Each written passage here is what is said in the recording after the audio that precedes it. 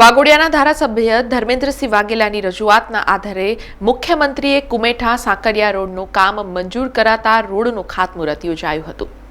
વાઘોડિયા વિધાનસભા મત વિસ્તારના ધારાસભ્ય ધર્મેન્દ્રસિંહ વાઘેલાએ મુખ્યમંત્રી ભૂપેન્દ્ર પટેલને કુમેઠા સાકરિયા રોડ બાબતે રજૂઆત કરી હતી। ત્યારે તેઓની રજૂઆતના આધારે મુખ્યમંત્રી ભૂપેન્દ્ર પટેલે કુમેઠા સાકરિયા રોડ રૂપિયા 5.80 કરોડના ખર્ચે મંજૂર કર્યો હતો। ત્યારે આજે આ રોડનું ખાતમુહૂર્ત યોજાયું હતું, જેમાં વાઘોડિયાના ધારાસભ્ય ધર્મેન્દ્રસિંહ વાઘેલા, કુમેઠાના સરપંચ, મોરલીપુરાના સરપંચ તથા ગ્રામજનો ઉપસ્થિત રહ્યા હતા, જ્યાં સ્થાનિક ગ્રામજનોએ ધારાસભ્ય ધર્મેન્દ્રસિંહ વાઘેલાનો આભાર માન્યો હતો।